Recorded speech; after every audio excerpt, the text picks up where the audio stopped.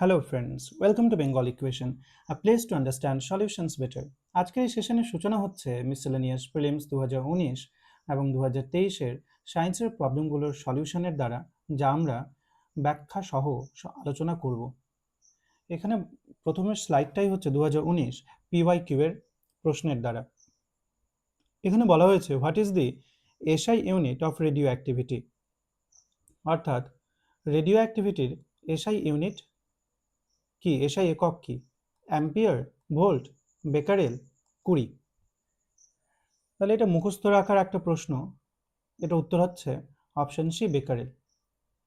Henry Becquerel uranium নিয়ে গবেষণার সময় তেজস্ক্রিয়তা আবিষ্কার করেছিলেন, তাই তার নাম অনুসারে তেজস্ক্রিয়তার এসআই একক দেওয়া হয়েছে বেকারেল। দ্বিতীয় প্রশ্ন, generally non metals do not conduct electricity, সাধারণত অধাতুগুলি বিদ্যুৎ পরিবহন করে না। Which of the following conducts electricity, এগুলোর মধ্যে কোনটি তড়িৎ পরিবহন করে? হিরে অধাতু, গ্রাফাইট অধাতু, সালফার অধাতু, ফুলারিন অধাতু। কিন্তু আমরা টেক্সট বই পড়ে এসেছি ছোট থেকে গ্রাফাইট অধাতু হলেও তড়িতের সুপরিবাহী। Next question, most plants absorb nitrogen in the form of, বেশিরভাগ উদ্ভিদ কি রূপে নাইট্রোজেন গ্রহণ করে? প্রোটিন রূপে, নাইট্রেট এবং নাইট্রাইট রূপে, ইউরিয়া রূপে, নাইট্রেট, নাইট্রাইট এবং ইউরিয়া রূপে। মনে রাখা দরকার, উদ্ভিদেরা সরাসরি বায়ুর অক্সিজেন গ্রহণ করতে পারে না। তারা মাটি থেকে নাইট্রেট এবং নাইট্রাইট রূপে নাইট্রোজেন গ্রহণ করে থাকে। তাহলে option B is the correct answer. এবার অপশন ডি কেন হবে না? এখানে ইউরিয়া দেওয়া আছে, গাছেরা কিন্তু সরাসরি ইউরিয়া গ্রহণ করতে পারে না। চাষিরা যে ইউরিয়া চাষযোগ্য জমিতে বা গাছের নিচে দেয়, সেই ইউরিয়াকে বিভিন্ন ব্যাকটেরিয়া কি করে, নাইট্রেট বা নাইট্রাইটে ভেঙে দেয় এবং সেই নাইট্রেট বা নাইট্রাইটকেই উদ্ভিদেরা নাইট্রোজেন হিসেবে গ্রহণ করে। Question 7, the chemical responsible for plant growth is, উদ্ভিদের বৃদ্ধির জন্য দায়ী রাসায়নিক পদার্থটি হলো citric acid, chlorophyll, indole acetic acid, phenyl acetic acid. তাহলে option C is our correct answer. Indole acetic acid হচ্ছে অক্সিন। অক্সিনটাই হলো ইন্ডোল অ্যাসিটিক অ্যাসিড। এটা সবচেয়ে বেশি প্রাপ্ত প্রাকৃতিক auxin, indole acetic অ্যাসিডটা।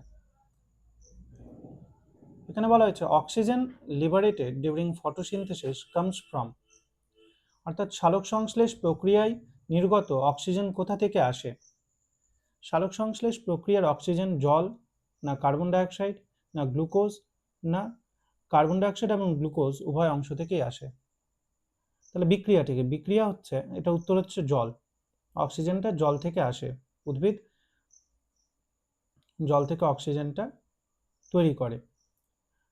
Carbon dioxide plus H2O, এরা বিক্রিয়া করে কি তৈরি করে?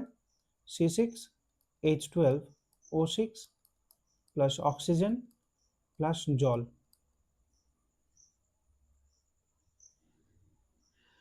দি solar energy results from the, সৌরশক্তি কারণ কি? সৌরশক্তির কারণ কি বা সৌরশক্তি কিভাবে তৈরি হয়?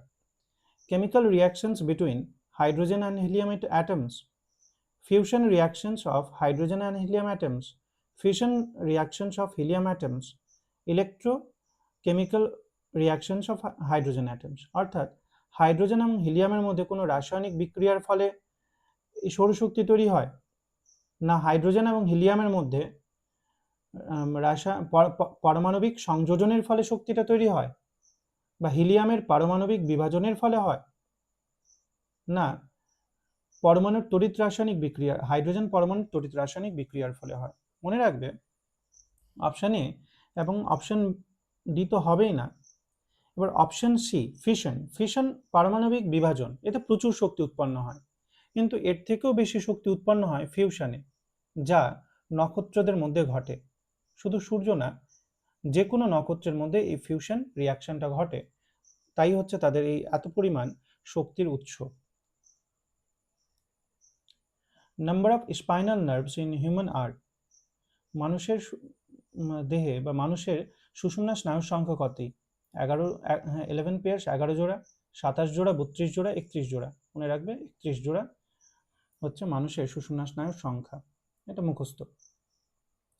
Which one of the following is used for baking fruit? এটা আসলে বেকিং ফ্রুট না, রাইপেনিং ফ্রুট। নিচের কোনটি ফল পাকাতে ব্যবহৃত হয়?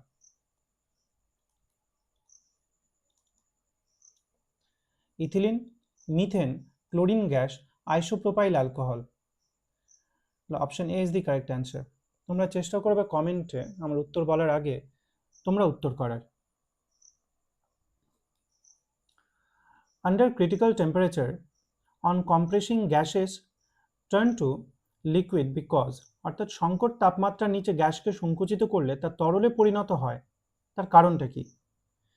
Molecules are of finite size, গ্যাসের অণুগুলির একটি নির্দিষ্ট আকার আছে তাই? মলিকিউলস হ্যাভ র্যান্ডম মোশন, অণুগুলির গতি এলোমেলো তাই? মলিকিউলস হ্যাভ ইন্টারমলিকিউলার ফোর্সেস, অণুগুলির মধ্যে আন্তরাণবিক আকর্ষণ বল কাজ করে তাই? মলিকিউলস আর স্ফেরিক্যাল, অণুগুলি গোলাকার তাই? Option D, option B, option B, option A একটাও হবে না। Option C is the correct answer. কারণ সংকট তাপমাত্রার নিচে অণুগুলোর গতিশক্তি অনেকটাই কমে যায় এবং অণুগুলিকে আমরা সংকুচিত যখন করি অণুগুলি কাছাকাছি আসে এবং অণুগুলির মধ্যে কাজ করে আন্তরাণবিক আকর্ষণ বল। এই অবস্থায় আন্তরাণবিক আকর্ষণ বলটা গতিশক্তির তুলনায় অনেক বেশি হয়ে যাওয়ার কারণে অণুগুলি তরলে পরিণত হয়, গ্যাসগুলি তরলে পরিণত হয়। কিন্তু যদি সংকট তাপমাত্রার বেশি উষ্ণতা থাকে তখন কিন্তু অণুগুলোর গতিশক্তি তাদের আন্তরাণবিক আকর্ষণ বলের তুলনায় অনেক বেশি হয়ে যায়, তাই তারা সংকট তাপমাত্রার বেশি উষ্ণতায় তরলে পরিণত হতে পারে না। Option C is the correct answer. Let's move on to the next slide. এখানে বলা হয়েছে when a few drops of iodine solution is added to rice water, the solution turns blue black in color. This indicates that rice water contains, অর্থাৎ ভাতের ফ্যানে কয়েক ফোঁটা iodine দ্রবণ যোগ করলে দ্রবণটির রং নীল কালো হয়ে যায়। এটি নির্দেশ করে যে ভাতের ফ্যানে রয়েছে কি? ভাতের ফ্যানে ফ্যাট রয়েছে, তাই আয়োডিন যোগ করলে তা ব্লু ব্ল্যাক হয়ে যায়। জটিল প্রোটিন বা কমপ্লেক্স প্রোটিন রয়েছে তাই, শ্বেতসার বা স্টার্চ রয়েছে তাই, বা সরল প্রোটিন রয়েছে তাই। দেখবে ইউটিউব চ্যানেলে বিভিন্ন ইউটিউবাররা কি করেন, আয়োডিন টিংচার বা আয়োডিন সলিউশন নিয়ে পনিরে দেয় এবং সেই পনিরের রং যখন কালো হয়ে যায় বা নীল কালো হয়ে যায় তখন বলা হয় সেই পনিরটা আসল নয়, নকল। আসলে পনিরের ভেতরে শ্বেতসার ঢুকে গেলে বা পনিরটা যদি সত্যি আসল না থাকে তখন কিন্তু এই ঘটনাটা ঘটে। এবার আসল পনিরেও ঘটনাটা ঘটে যেতে পারে, রান্না করার সময় তার ভিতরে শ্বেতসার ঢুকেই যেতে পারে। তাহলে আমাদের কারেক্ট অ্যান্সার হচ্ছে option C. What is the percentage of calcium in calcium carbonate? Calcium কার্বনেটে ক্যালসিয়ামের শতকরা পরিমাণ কত? কি দিয়ে বের করতে হবে? মোলার মাস দিয়ে, আণবিক ভর দিয়ে বের করতে হবে। এবার আণবিক ভরটা কি? আণবিক ভর জানার জন্য প্রথমে আমাদের ক্যালসিয়াম কার্বনেট যে আছে তার সংকেত জানতে হবে। ক্যালসিয়াম কার্বনেটের সংকেত হচ্ছে CaCO3। এবার এই ক্যালসিয়াম কার্বনেটের আণবিক ভর জানার জন্য এখানে যে পরমাণুগুলো আছে তাদের পারমাণবিক ভর আমাদের জানতে হবে। কি কি পরমাণু দিয়ে ক্যালসিয়াম কার্বনেট তৈরি? ক্যালসিয়াম, কার্বন এবং অক্সিজেন। ক্যালসিয়ামের পারমাণবিক ভর হলো 40, কার্বনের হলো 12 এবং অক্সিজেনের হলো 16। এবার ক্যালসিয়াম এবং কার্বন তো একটা করেই পরমাণু আছে, কিন্তু অক্সিজেনের পরমাণু আছে 3টে, তাই গুণিত 3 এবং এদেরকে যোগ করে দিলেই আমরা পেয়ে যাব 100, যা হচ্ছে ক্যালসিয়াম কার্বনেটের আণবিক ভর। এভাবে অন্যান্য যৌগেরও আমরা আণবিক ভর বের করতে পারি। এবারে ক্যালসিয়াম কার্বনেটের আণবিক ভর হলো 40 এবং এর মধ্যে 100-র মধ্যে 40ই হচ্ছে ক্যালসিয়াম, অর্থাৎ 40/100, 100-র মধ্যে 40 হচ্ছে ক্যালসিয়াম, ইন্টু 100%, এটাই হচ্ছে ক্যালসিয়ামের শতকরা পরিমাণ ক্যালসিয়াম কার্বনেটে, অর্থাৎ 40। এবার বলা হয়েছে the most important safety method used for protecting home appliances from short circuiting or overloading is. Short circuit বা ওভারলোডিং থেকে বাড়ির যন্ত্রপাতি রক্ষার জন্য সবচেয়ে ব্যবহৃত গুরুত্বপূর্ণ নিরাপত্তা পদ্ধতিটি হলো আর্থিং। ফিউজের ব্যবহার, স্টেবিলাইজারের ব্যবহার, না ইলেকট্রিক মিটারের ব্যবহার? তাহলে দেখবে যখন আমাদের বাড়িতে ইলেকট্রিক লোড বেড়ে যায় তখন ইলেকট্রিক মিটারের নিচে একটা ছোট চীনামাটির বক্সের মতো করা থাকে, যার ভিতরে একটা তার লাগানো থাকে, সেই তারটা পুড়ে যায় এবং আমাদের বাড়িতে বিদ্যুৎ সংযোগ কেটে যায়, যার ফলে আমাদের বাড়ির যন্ত্রপাতি, ফ্রিজ, ফ্যান, টিভি ইত্যাদি কি হয়, নষ্ট হওয়া থেকে বেঁচে যায়। তাহলে আমাদের অ্যান্সারটা হচ্ছে ইউজ অফ ফিউজ। ওভারলোডিং হলে ফিউজ তার পুড়ে যায় এবং তড়িৎ সরবরাহ বন্ধ হয়ে যায়। এবার বর্তমানে এই ফিউজ তার থেকেও বেশি উন্নত ব্যবস্থা চালু হয়েছে, যেটাকে আমরা বলা হয় সার্কিট ব্রেকার।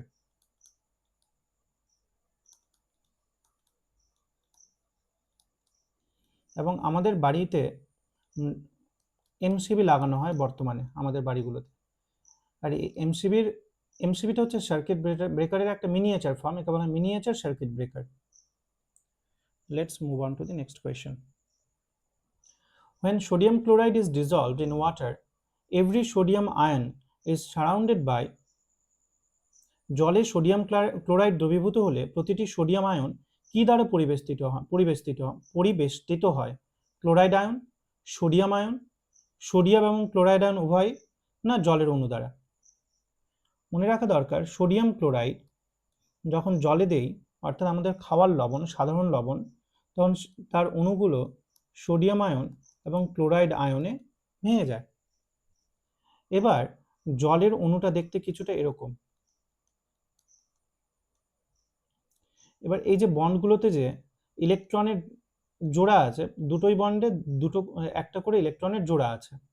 এবার অক্সিজেন এর তড়িৎ ঋণাত্মকতা বেশি হওয়ায় এ কি করে, এই বন্ডগুলো থেকে ইলেকট্রনগুলোকে একটু নিজের দিকে টানার চেষ্টা করে, ফলে ডেল্টা নেগেটিভ অর্থাৎ কিছু পরিমাণ ঋণাত্মক হয়ে যায় এবং হাইড্রোজেনগুলো সামান্য পরিমাণ ধনাত্মক হয়ে যায়। এর ফলে এই যে অক্সিজেনটা কিছু পরিমাণ ঋণাত্মক হয়ে যায়, এ কি করে, পুরো জলের অণুটাকেই এই সোডিয়াম আয়নের চারিদিকে ঘুরতে থাকে। এর ফলে সোডিয়াম আয়নকে বেষ্টন করে থাকে কে, H2O মলিকিউল। এবং carbon dioxide, H2O vapour, CH4 means methane, carbon monoxide, the most abundant greenhouse gas is, অর্থাৎ এই কার্বন ডাইঅক্সাইড, জলীয় বাষ্প, মিথেন এবং কার্বন মনোক্সাইডের মধ্যে সবচেয়ে প্রচুর পরিমাণে থাকা গ্রিনহাউস গ্যাসটি কোনটি? সেটা হলো H2O ভেপার বা জলীয় বাষ্প। Electric wires are coated with an insulating material. Generally, the material used is, অর্থাৎ বৈদ্যুতিক তারগুলি একটি অন্তরক পদার্থ, তড়িৎ কুপরিবাহী পদার্থ দিয়ে আবৃত থাকে। সাধারণত ব্যবহৃত পদার্থটি হলো, সেই ব্যবহৃত পদার্থটি সালফার, না গ্রাফাইট, না পিভিসি, না সবগুলোই? তাহলে উত্তর হচ্ছে option C, PVC, polyvinyl chloride পুরো নাম। 58. In stainless steel, iron is mixed with, stainless স্টিলে লোহার সঙ্গে মেশানো হয়, স্টেনলেস স্টিলের লোহার সাথে মেশানো হয় নিকেল ক্রোমিয়াম, না কপার ক্রোমিয়াম, না নিকেল এবং কপার, না কপার এবং জিঙ্ক? তাহলে এখানে মনে রাখা দরকার, স্টেনলেস স্টিল তৈরি করার সময় আয়ন অর্থাৎ Fe এর সঙ্গে মেইনলি ক্রোমিয়াম, নিকেল এবং সামান্য পরিমাণে কার্বন যুক্ত করা হয়, অর্থাৎ আমাদের অ্যান্সার হবে নিকেল ও chromium. Let's move on to the next question. এখানে বলা হয়েছে, which is the first enzyme to mix food in the digestive tract of human? মানুষের পরিপাক নালীতে খাদ্যের সাথে মিশ্রিত হওয়া প্রথম উৎসেচক কোনটি? Pepsin, cellulase, amylase, trypsin? তাহলে মানুষের পরিপাক নালীতে খাদ্যের সাথে মিশ্রিত হওয়া প্রথম উৎসেচকটি হলো অ্যামাইলেজ। অ্যামাইলেজ কোথায় থাকে? আমরা যখন খাবার খাই, প্রথমেই আমাদের খাবারটা যায় মুখগহ্বরে, এবং মুখগহ্বরে যে আমাদের সালাইভা থাকে, সেই সালাইভার ভিতরেই এই অ্যামাইলেজ উৎসেচকটা থাকে। এই অ্যামাইলেজ উৎসেচকের কাজ হচ্ছে কার্বোহাইড্রেট,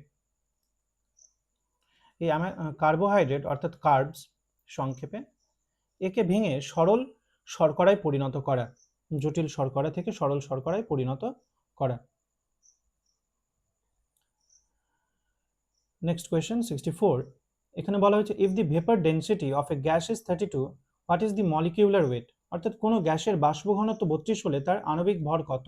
এটাও একটা ম্যাথ, কিন্তু ম্যাথটা সিম্পল, আগে ম্যাথটা করে দিই তারপর বুঝাচ্ছি।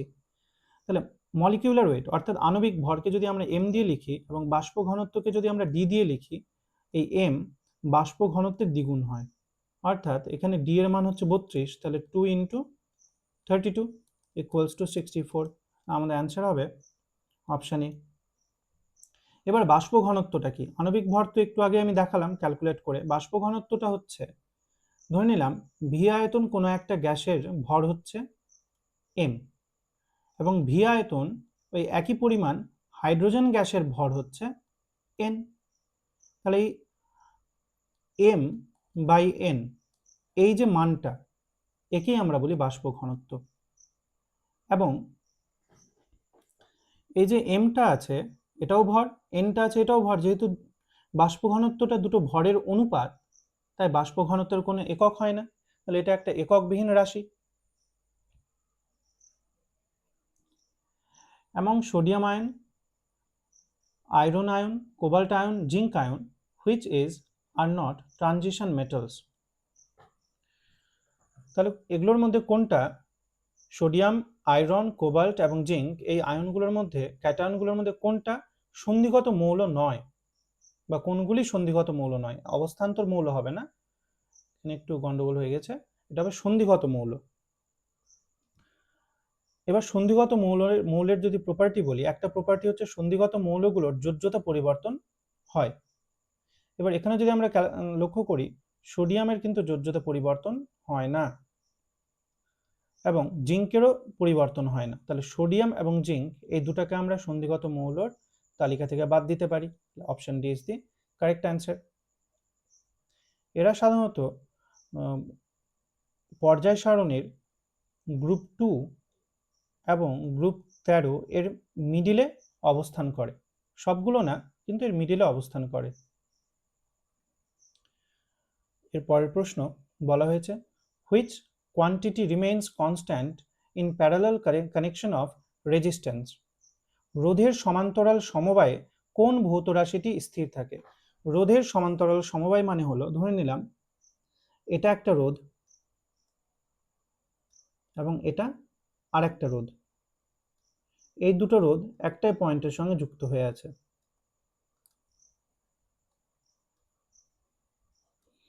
এবং একটাই তড়িৎ উৎসের সঙ্গে যুক্ত হয়ে আছে। এটা মাইনাস, এটা প্লাস, তাহলে এদিক থেকে তড়িৎ এদিকে আসবে, এদিক থেকে আই পরিমাণ তড়িৎ যদি যায়, তাহলে এদিক থেকে আই পরিমাণ তড়িৎ ফিরে আসবে।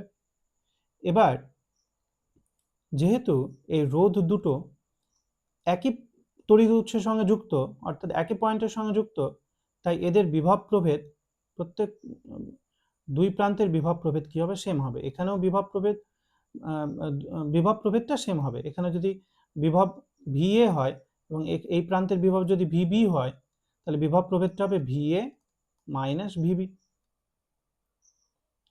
এবং এখানে তাহলে আলাদাটা কি হচ্ছে? যেহেতু রোধটা ভেঙে যাচ্ছে, যেহেতু দুটো রোধ আছে, তাই তড়িতের পরিমাণটা কি হবে? ভেঙে যাবে। এদিক থেকে যে পরিমাণ তড়িৎ যাবে, এদিক থেকে আলাদা পরিমাণ তড়িৎ যাবে। এবার যদি রোধের মানটা সেম থাকে, তখন কিন্তু দুটো থেকে একই পরিমাণ তড়িৎ যাবে, অর্থাৎ অর্ধেক অর্ধেক ভাবে ভাগ হয়ে যাবে।